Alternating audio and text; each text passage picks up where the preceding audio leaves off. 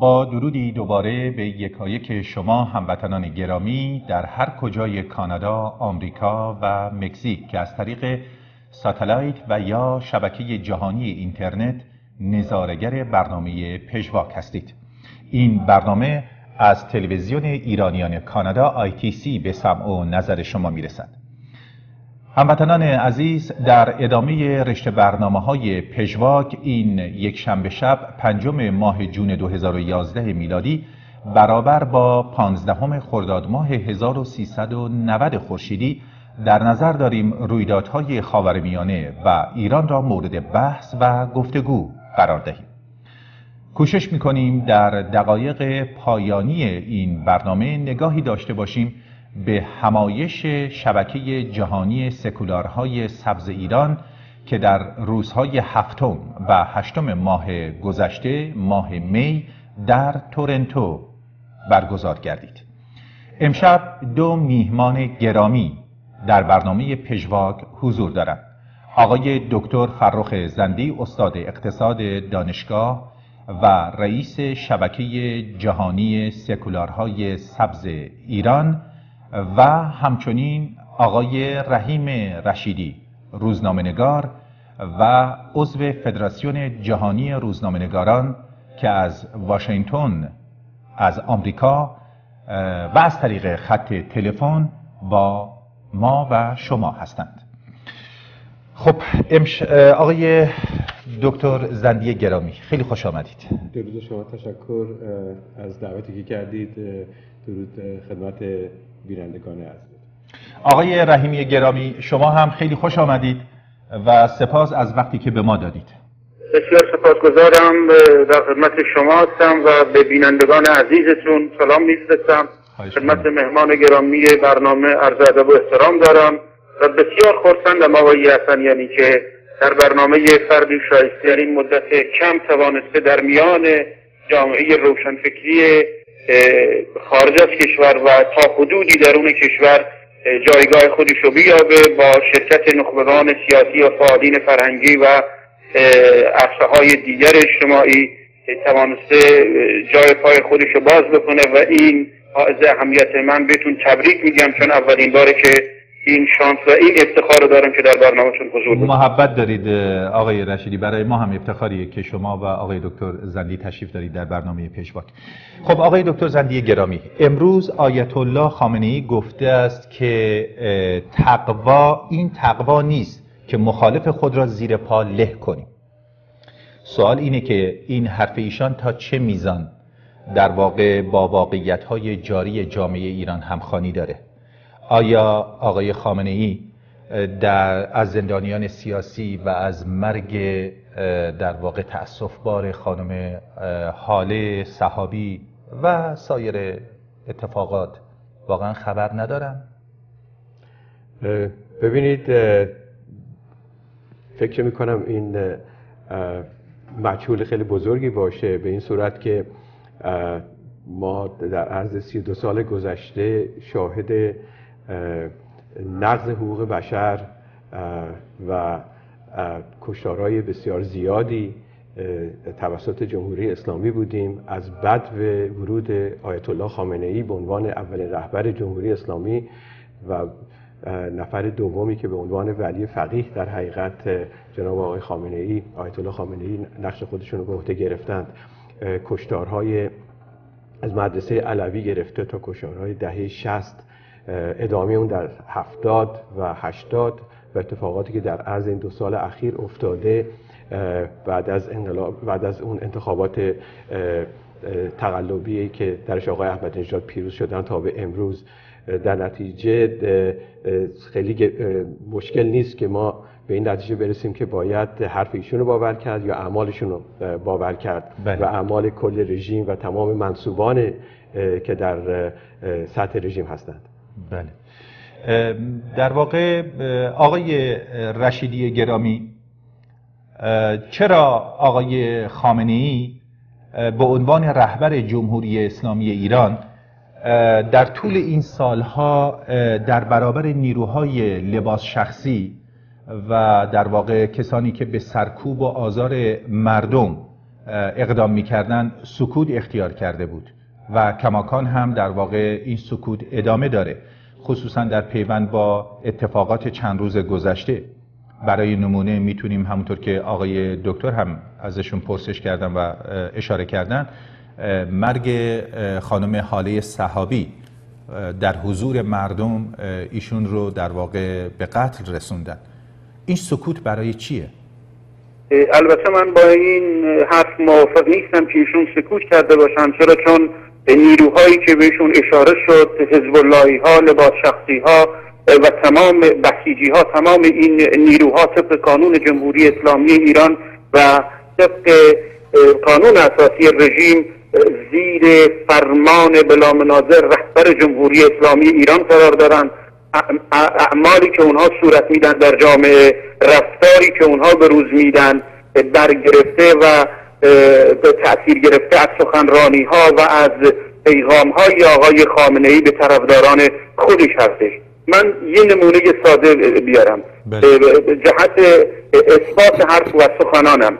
پارسال در مراسم سالگرد مرگ خمینی همین افراد علیه سید حسن خمینی نوه خمینی شعار دادند و حتی سخنان ایشون رو قطع کردن و اجازه ندادن که ایشون سخنرانی خودشون رو به اتمام برسونن. همین افراد امسال در حضور علی خامنه ای و احمدی نژاد در میان سخنان ریاست جمهوری، در میان سخنان احمدی نژاد رئیس جمهور جمهوری اسلامی ایران، نه مردم ایران، شعار دادن علیه طرفداران احمدی نژاد، علیه مشایی و افرادی دیگر. ایشون دهان باز کردن و گفتند ما نوکر همه هستیم، ما نوکر آقا و رئیس هم هستیم.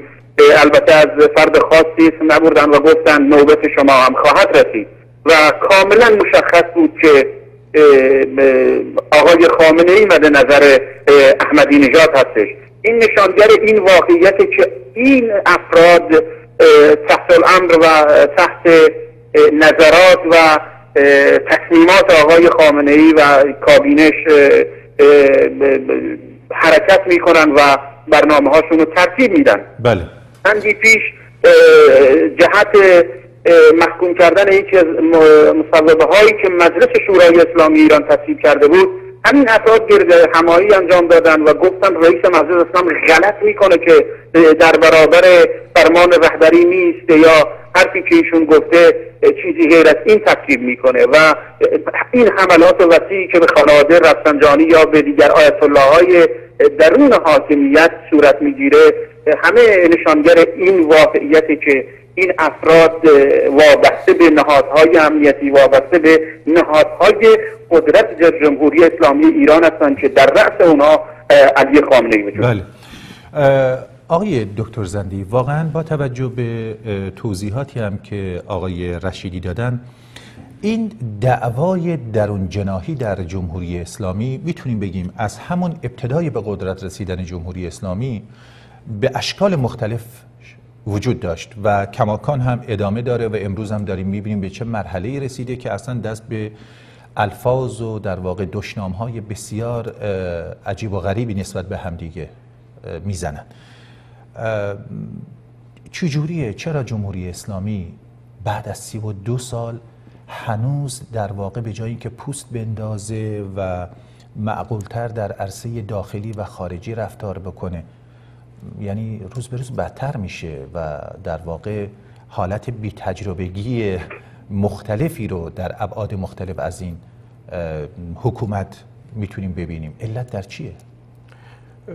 به تصور من در حقیقت رژیم جمهوری اسلامی نفی خودش رو در خودش همیشه داشته و با توجه به قوانین و با توجه به قانون اساسی که داره و اون تمایلاتی که در عمل ازش دیده شد از بدو ایجاد جمهوری اسلامی تا به امروز، در مورد نقش که در منطقه میخواد بازی کنه و نقش فرا منطقه‌ای که شروع کرده بازی کردن، در حقیقت اینو در داخل خودش به وجود آورد که نمیتونست نقشی داشته باشه غیر از نقش مخرب، نقشی که فقط میتونست داشته باشه از طریق ارعاب و از طریق میس اینفورمیشن در حقیقت به مردم دادن و صحنه خودش رو تنگتر و تنگتر کرد در این سالها، در این دهه‌هایی که از انقلاب اسلامی تا به امروز میگذره، به این صورت که غیر از کشور سوریه که در منطقه تا به امروز یک قمر برای جمهوری اسلامی بوده، هیچ کشوری تمایل دست دراز کردن برای دوستی با جمهوری اسلامی نداره. مشکلات با کشورهای عرب داره، مشکلات با کشورهایی که یعنی بعد از حمله امریکا به عراق با دولت عراق داشته به شکل‌های مختلف و به طرق مختلف تا به امروز دخالت‌های خودش رو به انواع مختلف در جهان به وجود آورده. حالا در داخل رژیم جمهوری اسلامی هم که شما بهش اشاره کردید اختلافات از اول وجود داشته، ولی حالت رادیکال بودنش تا به امروز به این شکل دیده نشده به عقیده من. و این رادیکال شدن به این صورت هست که از زمانی که آقای احمدی نژاد انتخاب شدند این استنباط به وجود آمد که ایشون در حقیقت میخوان همون حرکتی رو انجام بدن که آقای خمینی در 1979 میخواست به وجود بیاره، یعنی قبل از حتی ورودشون به ایران، و اون بود که به وجود آوردن یک حکومت اسلامی و نه یک حکومت جمهوری در واقع که درش تناقض دیده میشه. حالا نهایتا چیزی که به وجود آمد و در انتخابات 2 سال پیش ما شاهد اون بودیم، رادیکالیزه شدن در حقیقت قوه مجریه بود که آقای احمدی نژاد توسط در حقیقت یاران خودش که در کابینه‌اش هستند و اینها تمام کابینه اطلاعاتی هستند و کابینه نظامی هستند و ارتباط نزدیکش با سپاه پاسداران به یک فضایی رسیده که در حقیقت داره کنه و عرض خدمت شما حقانیت روحانیت رو زیر سوال میبره و درگیری مستقیم داره پیدا میکنه با آیت الله های مختلف. از در این نقطه نظر به نظر من میاد که در حقیقت شاید این ریشه یعنی شکل کامل جمهوری اسلامی هست که قرار بوده از اول به وجود بیاد و نتیجتاش اینه که به جای اینکه بخواد به قول شما یه پوست بندازه و یک قیافه بهتر از خودش نشون بده و ارتباط بهتری با مردمش با بقیه دنیا برقرار بکنه، طبیعتاً به جای اون حرکت واپسگرا بوده و همیاران خودش رو در سر دنیا داره از دست میده و تنها دو قدرت بزرگی که باش الان در حقیقت رغبت به معامله تجاری دارن چین و روسیه هستند و همونجوری که عرض کردم سوریه هم یک قمری بوده براش که امروز در خطر هست و اونم داره کم کم از دست میده. بله آقای رشیدی گرامی، همونطور که میدونید در طول روزهای گذشته اعدام‌های زیادی در ایران صورت گرفته تحت عناوین مختلف و افراد زیادی هم در واقع منتظر اجرای حکم اعدامشون هستند. اونها هم باز مثلا با عناوین مختلف، هم سیاسیون در واقع در این لیست وجود دارن و هم به هر روی این که جمهوری اسلامی اذعان میکنه که افرادی رو به دلایل خلافای اجتماعی حکم براشون صادر شده. میخواستم اینو سوال بکنم از شما آقای رشیدی گرامی، با توجه به این پیگیری های شما و اوضاع ایران، این همه اعدام برای چی؟ خب اگر واقعا مردم از نظر معیشتی در فشار هستند که خب هستند، راه چاره آیا با سرکوب و اعدام و زندانی کردن طویل المدت این هاست؟ چه کار باید کرد؟ آخه به هر روی آقای احمدی نژاد با شعارهایی که شروع کرد در واقع مبارزات انتخاباتی رو، بحث سر زندگی و در واقع معیشت مردم بود. بحث سر این بود که چه نیازی هست که مزاحم جوانان بشن، موی سرشون اگر کوتاه یا بلنده، خب این مشکل ما موی سر جوانان نیست و چیزهایی از این قبیل. ولی امروز داریم میبینیم که هیچ کدوم از این شعارها و این حرفا در واقع اجرا نشده. علت رو در چی میبینیم؟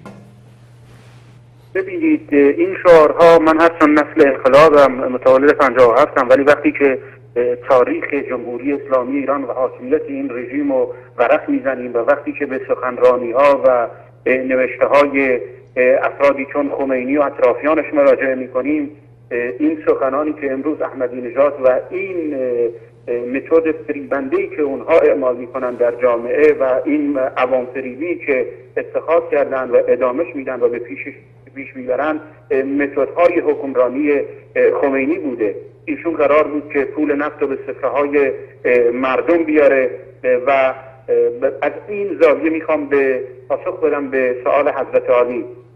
حکومتی که مبنای مشروعیتش رأی مردم و دخالت مردم در سرنوشت خودشون نیست، خیلی طبیعیه که با سرنیزه و با زور و با خون و با متد ارعاب و وحشت و ایجاد رعب و وحشت در بطن جامعه قدرت خودش رو حفظ میکنه. این تنها مختص جمهوری اسلامی ایران نیست. شما بیایید به 200 سال اخیر حکومت‌های ایدئولوژیکی رو بررسی بکنید، ترورهای انقلاب فرانسه، نقش استالین در بعد از انقلاب روسیه در اکتبر 1917، نقش فرانکو در اسپانیا، پل پوت، هیتلر و داستان هولوکاستش، نقش سوهارتو و پینوشو و میلوسویچ و تمام این دیکتاتورها که بررسی میکنیم و وقتی که کارنامه اعمال اونها را ورق میزنیم به یک نتیجه بسیار ملموسی دست میابیم که اینها از راه خشونت، از راه زورگویی میخوان این قدرت خودشون و این پایه های قدرت خودشون رو مستحکم بکنن و حفظ بدارن. جمهوری اسلامی ایران یه زاده تاریخی و به نظر منم تاریخ مصرفش به سر اومده. به همین جهت اونا خیلی خوب اینو دریافتن و میفهمن که فقط با اعمال زور و با سرکوب خونین شهروندان خودشون میتوانن به قدرت غیر مشروعشون ادامه بدن، چون این رژیم خیلی وقتی در میان مردم مشروعیتی نداره و دارای مشروعیت نیست. رژیمی که بر مبنای مشروعیت و بر مبنای دخالت مردم، توده های مردم در سرنوشت خودشون شکل میگیره، مردم این حکومت و این دولت رو از خودشون میدونن، باهاش همکاری میکنن، مثل کشورهای غربی، مثل کشورهای دموکراتیک، مثل همین آمریکایی که بنده درش زندگی میکنم، مثل کانادا و که شما در اونجا زندگی میکنید و خیلی کشورهای دموکراتیکی که ما در نقاط گوناگون دنیا سراغ داریم. بله، خیلی ممنون. آقای دکتر زدی گرامی، خب با توجه به این صحبت‌ها و سرکوب‌هایی که جمهوری اسلامی داره انجام میده در حق مردم ایران و چیزهایی رو هم که آقای رشیدی اشاره کردن که نمونه‌ها از به اصطلاح حکومت‌های استبدادی و حکومت‌های بسته و به دلیل اینکه میخوان در واقع پایه‌های حکومتشون رو مستحکم بکنن، آیا واقعا پایه‌های حکومت با کشت و کشتار و سرکوب و قتل عام و زندانی کردن افراد نخبه جامعه و فیلمساز و روزنامه‌نگار و به هر حال فعالین حقوق زن و این مستحکم میشه؟ ببینید، اگه ما به تاریخ دنیا توجه بکنیم، در جواب شما این که خیر، نه مستحکم میشه و نه اینکه دوام میتونه پیدا بکنه. فقط مسئله این که چند سال طول میکشه، چند دهه ممکن طول بکشه که این پایه هایی که بر اساس ظلم و ستم و خونخواری برپا شده فرو بریزه. و من با جناب رشیدی کاملا موافقم که تاریخ مصرف جمهوری اسلامی به سر آمده و این حرکاتی که در این صورت میگیره حرکات مذبوحانه‌ای هست، نشانه از این که به هر اقدامی رژیم حاضر دست بزنه که بتونه بقای خودش رو حفظ بکنه. ولی طبیعتاً همونجوری که شما بهش اشاره کردید، مادامی که دولتی، حکومتی نیروشو از مردمش نگیره، امکان دوامش وجود نداره. آقای رشیدی گرامی، در این بخش از در واقع گفتگوهامون با شما و آقای دکتر زندی مایل هستم به منطقه خاورمیانه هم اشاره‌ای داشته باشیم. همونطور که شما و آقای زندی هم واقفید، دیروز در کشور سوریه، کشور دوست و متحد جمهوری اسلامی، مثل روزهای گذشته یا هفته‌های گذشته کشتار سنگینی رخ داد از مردم معترض در این کشور. اتفاقا همزمان در یمن هم اعتراض گسترده و به هر حال کشتار زیادی شده بود از مردم یمن هم. نگرانی که وجود داشت در طول ماه‌های گذشته وقتی که خیزش مردم خاورمیانه از تونس آغاز شد، به مصر رسید و همینطور ادامه پیدا کرد لیبی و سایر کشورها، نگرانی از این بود که مردم میگفتن احتمال رشد گروه‌های فاندامنتالیست یا واپسگرای اسلامی مذهبی احتمالش وجود داره که اینها بتونن در واقع از این وضعیت بهره برداری بکنن. ولی هرچی که گذشت دیدیم که مردمان این کشورها در واقع با یک درایت خیلی جالبی به هر حال اعتراضاتشون رو به نمایش میذاشتن. یکی این که دنبال واقعا شفافسازی در نوع سیستم حکومتی بر پایه خب مسلما حکومت مردمی و دموکراسی بود، چیزی که متعاقبا مشاهده کردیم. آیا فکر میکنید که این به اصطلاح اسلام سیاسی در خاورمیانه کمرنگ شده، اون جذابیت سالهای گذشتهش برای مردم، یا اینکه مردم میخوان در واقع از نگاه سکولاریزم نگاه بکنن به مسئله، یعنی در واقع اسلام رو یا هر دینی رو داشته باشن منتها واقعا حکومت از دین جدا باشه؟ تحلیل شما چیه؟ ببینید، غربی ها در واقع در دوران حاکمیت روسیه و اون زمانی که دنیا بر مبنای دو قطب شرقی و غربی شکل گرفته بود، یک اشتباه تاریخی غربی ها این بود که نیروهای رادیکالیسم اسلامی رو تقویت می‌کردند که حتی جلوگیری از نفوذ کمونیسم روسیه به ویژه. ولی تاریخاً این مسئله نقش بسیار منفی از خودش نشان داد و نشان داد که این روند نمیتونه در خدمت دموکراسی، در خدمت سکولاریسم و در خدمت عدالت اجتماعی باشه. به همین دلیل تجربه حکومت‌های اسلامی هم در طول نیم قرن اخیر در کشورهای خاورمیانه و به طور ویژه در ایران و تحولات بعد از دور دهم انتخابات ریاست جمهوری رژیم و این چهره عریان شدن این چهره خشونتبار جمهوری اسلامی ایران توانست که حتی طرفداران یا پایه‌های طرفداری از رژیم تهران رو در میان اعراب فرو بریزه. بله. و مردم منطقه به ویژه مردم بستو آمده کشورهای عربی که خواستار استقلال، دموکراسی و توسعه و عدالت اجتماعی هستند به خوبی دریافتند که یک حکومت ایدئولوژیک نمیتونه و نخواهد توانست که پاسخگوی مشکلات و معضلات اونها باشه. به همین دلیله که اگه یادمون باشه سید علی خامنه‌ای همون روزهای اول اشاره کردن که این بیداری اسلامیه، در حالی که در هیچ یک از این کشورها به ویژه تونس و مصر یادمون نره که مصر منبع و محفظ اخوان المسلمین و رشد گروهات از دوران حمید قطب و سید قطب و خیلی پیشتر هم اخوان المسلمین شکل گرفته بود و نقش هم داره در جامعه سوریه و در کل منطقه هم. بله. ولی اونها نتونستن قدرت سیاسی رو در دست بگیرن با توجه به تمام تاکتیکایی هم که به کار گرفتن. این نشانگر این واقعیت مردم هوشیار اون منطقه هم دریافتن که حکومت ایدئولوژی از هر مذهب و مسلک و عقیده‌ای که باشه نمیتونه همون گونه که اشاره کردم پاسخگوی مشکلات و معضلات اونها باشه، بلکه این یک حکومت متنوع، یک حکومت دموکراتیک بر مبنای سکولاریسم و جدایی دین از دولت شکل گرفته باشه میتونه در طول زمان به نیازهای اونها پاسخ مثبت بده. بله بله. آقای دکتر زندی، وضعیتی که الان در خاورمیانه داریم میبینیم در واقع واقعا چیز تازه‌ایه. یعنی یک هوشیاری، همونطور که از آقای رشیدی هم من پرسش کردم، حکایت از یک هوشیاری است، هوشیاری مردمی یا هوشیاری ملی در منطقه کلاً به صورت گسترده تر.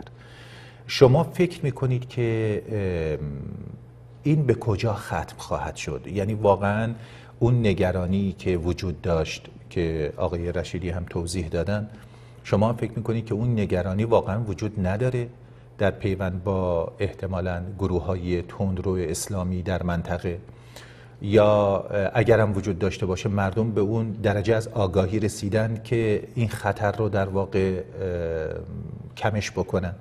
نگاه شما یا تحلیل شما چیه نسبت به این مسئله؟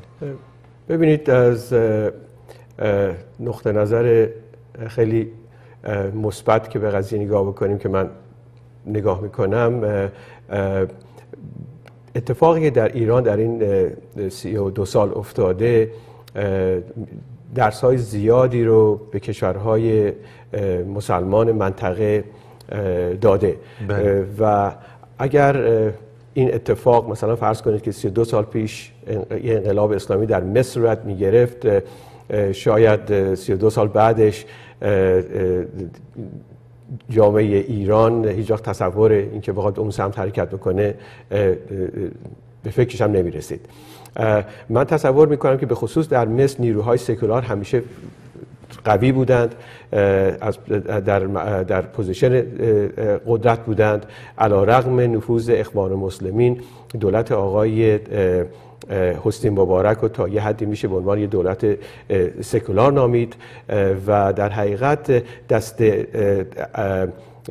دستهای اسلامی و یا که جهت حرکت توسط به جهت به وجود آوردن قدرت اسلامی در اون منطقه، حداقل در اون کشور کم بوده. در تونس این تقریبا خیلی مسئله روشن‌تر هست. تونس کشور مسلمان به اون شکل نبوده، یعنی مسلمان ایدئولوژیکی رژیمش نبوده و طبیعتاً هر حرکتی که داره اونجا صورت میگیره یه حرکتی هست به نظر من، یه حرکت دموکراتیک به سمت تجدد و پیاده کردن پایه‌های دموکراسی.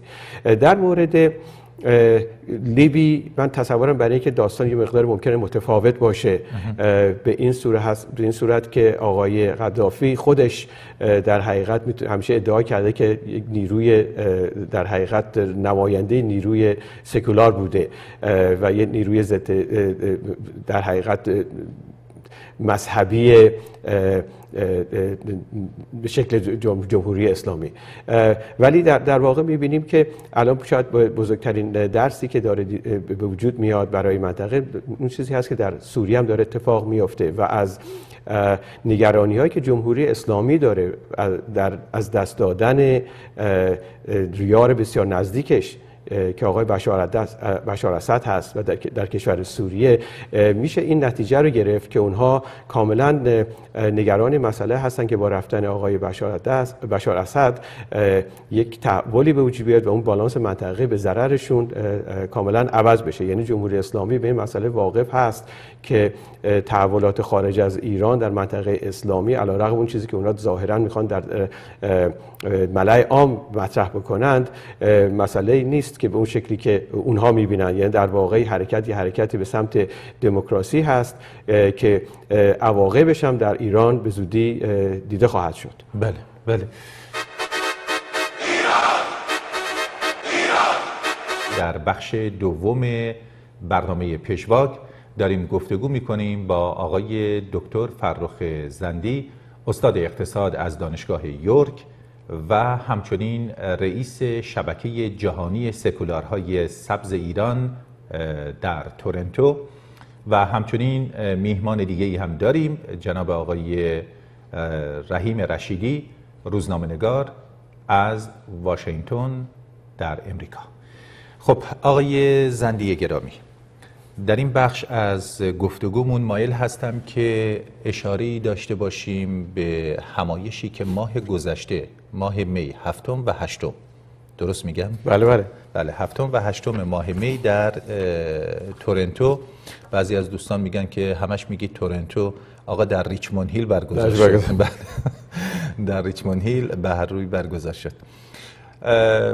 میخواستم از شما پرسش بکنم، همایش خب وسیع و خوبی بود، من در اونجا حضور داشتم و مشاهده کردم که میهمانان مختلفی رو داشتید از شهرهای مختلف آمریکا، کانادا و خصوصا اروپا، از شخصیت‌های فعال اجتماعی سیاسی. همایش هدفش چی بود و تا چه اندازه تونست به هدفش در واقع نزدیک بشه یا برسه؟ خیلی ممنون که این سوال مطرح کردید. من یه مقدمه خیلی کوچیکی خدمتتون عرض بکنم. شبکه سکولارهای سبز ایران در حقیقت اون چیزی که بنده درش فعالیت دارم در نزدیک 1.5 سال پیش در شهر تورنتو به وجود آمد. یعنی تورنتو اولین انجمن، اولین شاخه این شبکه است و در حال حاضر 20 عضو داریم در سراسر دنیا، در اروپا، در آمریکا و در 2 شهر کانادا، تورنتو و ونکوور. هدف از این گرد همایی ما، همایشی که شما بهش اشاره کردید در ماه می، 2 چیز بود. یک این که برای اولین بار سعی بشه که از اعضای شبکه سکولارهای سبز جهان دعوت بشه که یک گرد همایی داشته باشند، با همدیگه آشنا بشن، تبادل نظر بکنند و به راه‌ها و عرض شود که چاره‌هایی که ما قراره که بهش بپردازیم پرداخته بشه، تبادل نظر بشه. و هدف دوم این بود که بحث‌های عمیق و حیاتی که در ارتباط با اصول تشکیل سازمان ما هستن به بحث و گفتگو گذاشته بشه و به خاطر این مسئله ما تشکیل سخنرانی‌هایی در طول 2 روز دادیم، در حقیقت در 4 تا پنل مختلف، و برای این پنل‌ها سخنرانایی دعوت کردیم که بعضی از داخل خود شبکه بودن و بعضی در خارج از شبکه و به چند سوال خیلی حیاتی و فاندامنتال در حقیقت پرداختیم، من جمله آسیب شناسی جنبش سبز در ایران، مسائل تبعیض در ایران به خصوص تبعیض جنسی، تبعیض زبانی، تبعیض قومی و همینطور مسئله رول اپوزیسیون سکولار در خارج از ایران و از اینجا به کجا خواهیم رفت. علاوه بر سخنرانانی که ما داشتیم که در هر پنل 4 سخنران داشتیم به طور معمول که در حقیقت میشدن 16 نفر، همایش ما برخوردار بود از بیانیه‌هایی توسط افراد سرشناسی که نتونستن در کنفرانس ما شرکت بکنن در این 2 روز، ولی با پیام ویدیویی خودشون در حقیقت ما رو اندورس کردن، ما رو تایید کردن و اون بسیار حائز اهمیت بود، به خصوص از این نقطه نظر که افرادی که در این برنامه با پیام ویدیویی شرکت کردند افرادی بودند که از طیف‌های مختلف می آمدند، از جمهوری خواه بودند، از مشروطه خواه بودند، از شاهزاده پهلوی پیام داشتیم، از دکتر قاسمی دبیرکل حزب در اتحاد جمهوری خواهان پیام داشتیم، از آقای دکتر هجری دبیرکل حزب کمونیست دموکرات کردستان عضو خواهم پیام داشتیم و 10 نفر دیگه که در این کنفرانس ما رو یاری کردند. و در خاتمه ما به این نتیجه رسیدیم که در واقع این چیز نبود که ما نمیدونستیم، ولی اینکه بزرگترین پیامی که میشه از اینجا خارج کرد این است که ما احتیاج به دست به دست همدیگر داریم، ایجاد اتحاد، تشکیل یک زنجیر. و ما در پیام هم خیلی مشخص بودیم در تمام این 2 روز که ما نیامدیم چتر باز کرده باشیم که بقیه بیان زیر چتر ما. در حقیقت دعوت ما از گروه‌های سکولار دموکرات مخالف جمهوری اسلامی این هست که چترهای خودشون بیارن در کنار همدیگه قرار بدن و ما وارد یک مرحله بعدی بشیم برای آلترناتیو سازی بر علیه رژیم جمهوری اسلامی. بله. پس شما مجموعاً شما و یارانتون از نتیجه همایش راضی بودید؟ بسیار راضی بودیم. انعکاسی که در خارج از شبکه ما داشت مثبت بود و اون انتقاداتی که منفی هم شد برای ما نشانه بر این بود که صحبت ما رو جدی گرفتند و به ما توجه کردند. و ما در اون 2 روز که تونستیم وب کاستینگ هم داشته باشیم، یعنی در حقیقت برنامه ما در خارج در سراسر دنیا از طریق اینترنت پخش میشد و مشاهده میشد، به ما این اطلاع رو داد که خیلی از بینندگان و شنوندگان این 2 روز در داخل ایران بودند. و ما از این نقطه نظر خیلی خوشحال بودیم. این فرصت بود که کسانی که میتونن در داخل ایران هم به صورت از طریق اینترنت همایش رو ببینن. کاملا. بله، جالبه. خب آقای رشیدی گرامی، با توجه به اینکه به حسب حرفتون و تا میزانی هم که من اطلاع دارم، خب به اصطلاح فعالیت‌های ایرانیان خارج از کشور رو حتی الامکان سعی می‌کنید که هم حضور داشته باشید یا اینکه از راه دور پیگیری بکنید. در پیوند با شبکه جهانی سکولارهای سبز ایران هم کم و بیش خبر دارم که شما در جریان فعالیت‌هاشون هستید. میخواستم از جناب عالی پرسش بکنم، نگاه شما و در واقع فعالیت‌های شبکه جهانی سکولارهای سبز احتمالاً در شهر شما در واشنگتن یا در ویرجینیا، مجموعاً در امریکا، شما نگاهتون چیه؟ تحلیلتون چیه؟ فکر میکنید که دوستان تا الان چگونه پیش رفتن؟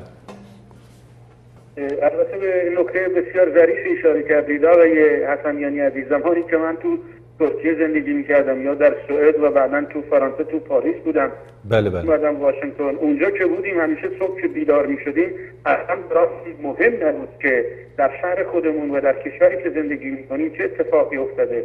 بلافاصله باید تحقیق میکردیم که در واشنگتن چه اتفاقی افتاده و دیدگاه واشنگتن در رابطه با مسائل چی است. بعد از سمینار بزرگ و یا کنفرانسی که شبکه جهانی سکولارهای سبز ایران در تورنتو یا در واقع در حومه تورنتو در کانادا برگزار کردن، همه این روزها در واقع تا این تاریخ هم فعالین سیاسی، اجتماعی، روزنامه‌نگاران، مدافعان حقوق بشر بلافاصله تحقیق میکنن این مسائل رو که مسئله شبکه سبز سکولارهای یا شبکه جهانی سکولارهای سبز ایران به کجا ختم میشه. بله. اگر دقت کرده باشید خوشبختانه حداقل در 2 دهه اخیر این اولین باره که نیروهای دموکرات مترقی‌ها یا با افکار و دیدگاه‌های متفاوتی زیر یک سطر تجمع میکنن و در رابطه با سیستم نوع اداره و سیستم جامعه ایران یا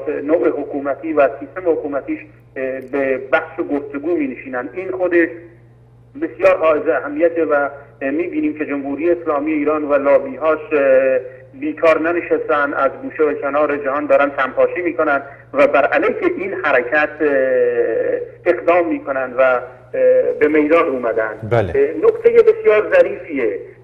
سکولاریسم به معنای ضدیت با هیچ دین و مسلکی نیست، بلکه به معنی احترام به تمام ادیان بدون اینکه هیچ دینی در حکومت بتونه دخالت بکنه. ما در این زمینه فکر میکنم که به یه شفافیت بیشتری، به یه روشنگری بیشتری نیازمندیم. تمام حکومت‌های ایدئولوژیکی از چپ و راستشون خواستن بر روی زمین برای شهروندان اون جوامع یک بهشت بسازن، ولی با اعمالی که صورت دادند و با نتیجه اعمال اونها، ارزیابی نتیجه اعمال اونها این واقعیت رو نشون میده که اونها یک جهنم رو برای شهروندان خودشون و برای اون جوامعی که تحت سلطه ایدئولوژی های خاصی بودن تبدیل شده و تبدیل کردن.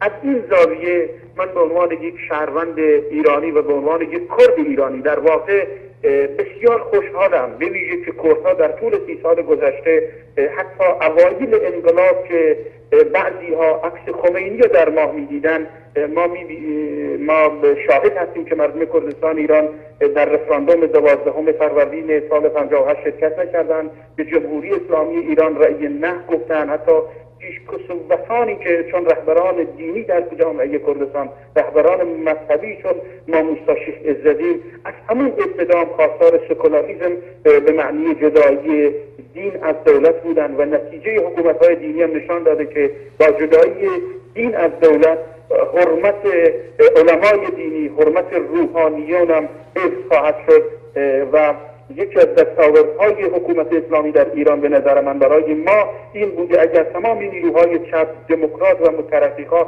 و سکولاریست‌ها تبلیغ می‌کردند که یک حکومت دینی به در نخوره از هر نوعش باشه، چه طالبان سنی مذهب در افغانستان باشه، چه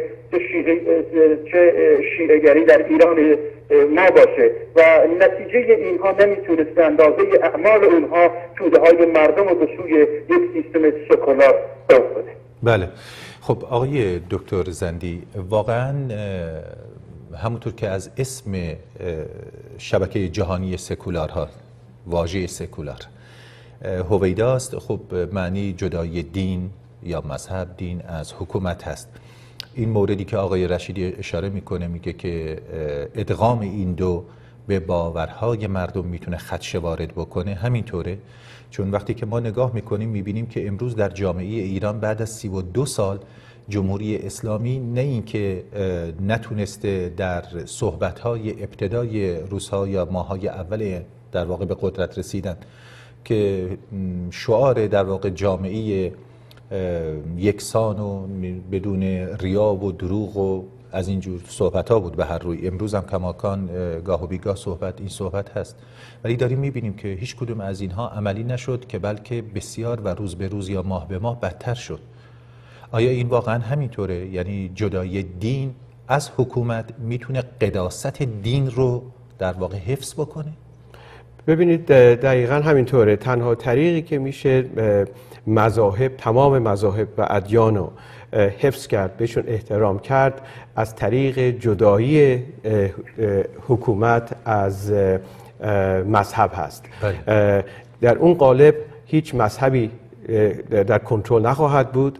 در اون قالب دولت حق دخالت در اینکه مردم در خانه خودشون به سمت کدوم خدا، به کدوم مذهب و به کدوم جهت عبادت میکنند به وجود نخواهد آمد و طبیعتاً احترام مذاهب و اون چیزی که باید در قلب مردم باشه فقط و فقط از طریق یه رژیم سکولار که نهاد مذهبی از نهاد حکومتی سوا باشه میتونه برآورده بشه. مثالاش هم در این کره خاکی ما فراوون هست. در این مملکت هم که ما داریم زندگی میکنیم هیچ دینی نیست که رسمیت داشته باشه. تمام ادیان هستن که در واقع قابل قبول هستند، بی‌دینا هم قابل قبول هستند و حقوق افراد در حقیقت یکسانه. در اون چیزی که ما در شبکه سکولارهای سبز بهش معتقد هستیم این است که ما باید یک ایران بدون تبعیض داشته باشیم و ایران بدون تبعیض یعنی که برقراری قوانینی که فرا ایدئولوژی باشه و فرا مذهبی باشه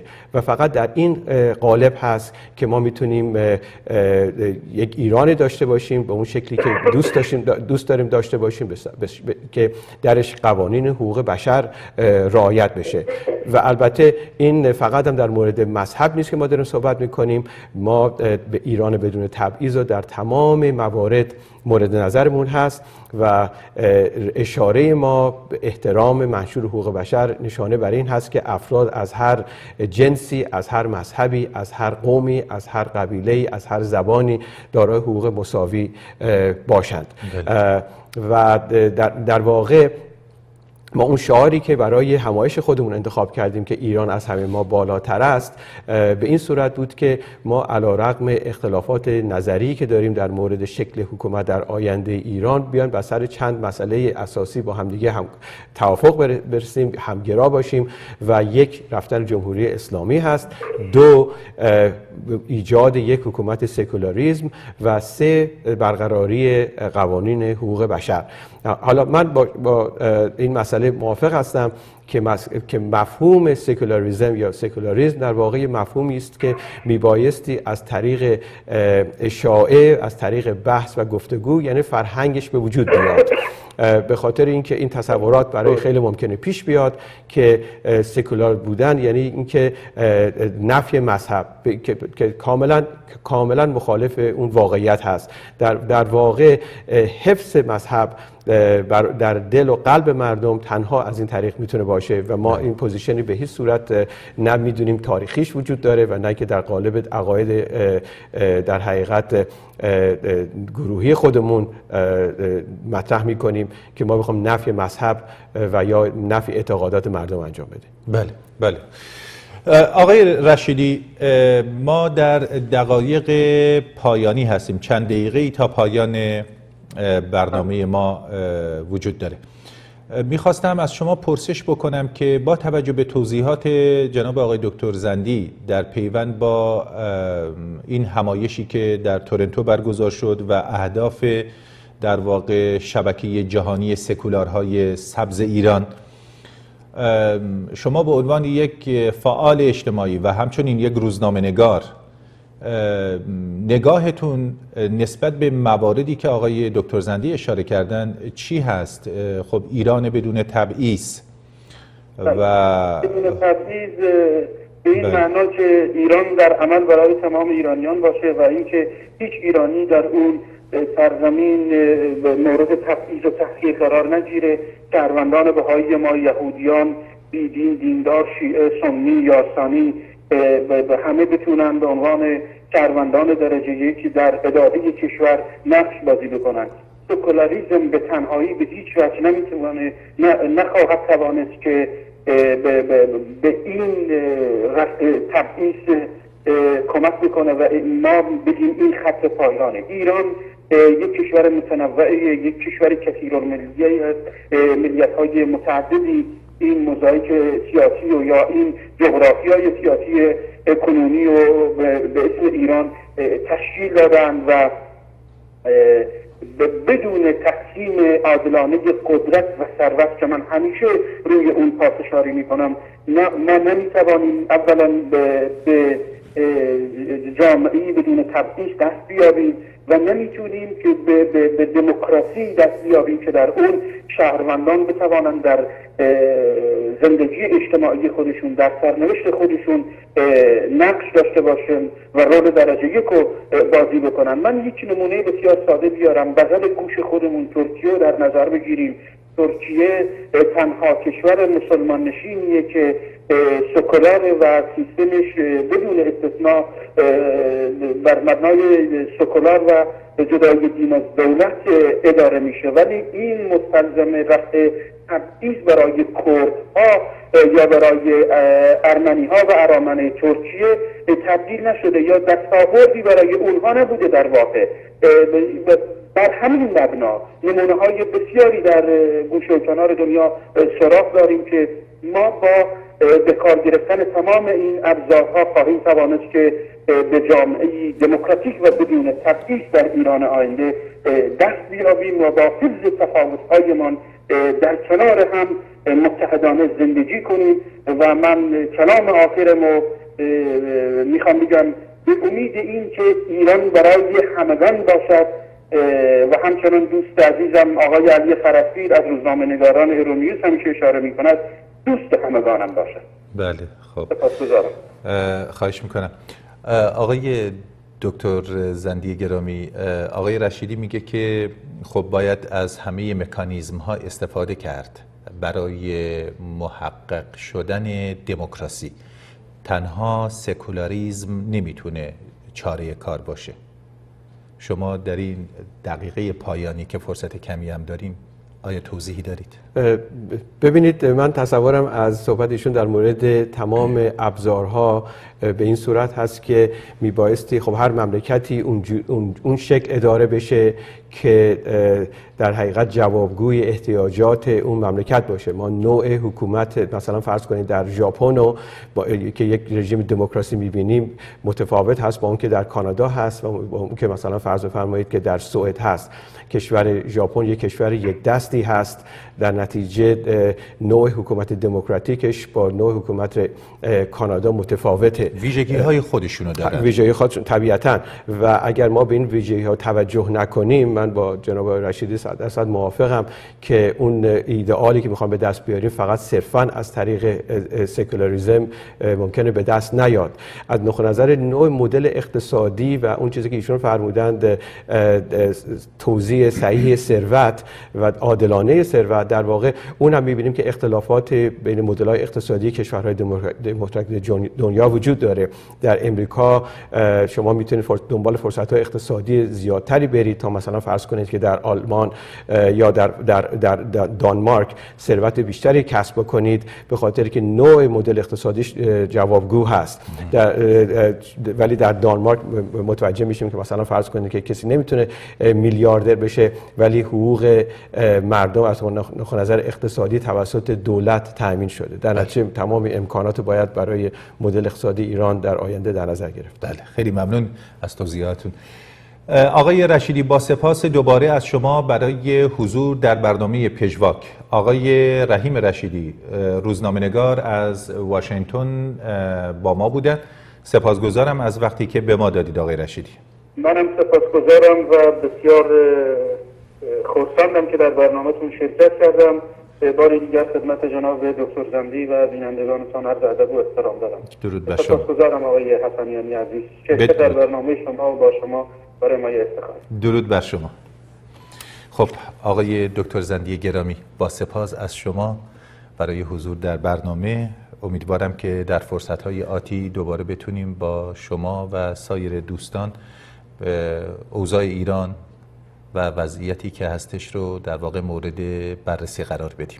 با سپاس. با سپاس از شما، بسیار ممنون از دعوتتون و از اینکه تونستم در کنار مهمان گرامیتون جناب رشیدی جواب سوالاتون رو بدم. سپاسگزارم. بینندگان عزیز، برنامه ما در اینجا به پایان رسید. آقای دکتر فرخ زندی، استاد اقتصاد از دانشگاه یورک تورنتو و همچنین رئیس شبکه جهانی سکولارهای سبز ایران، در واقع شاخه تورنتو. بدرود تا برنامه دیگر.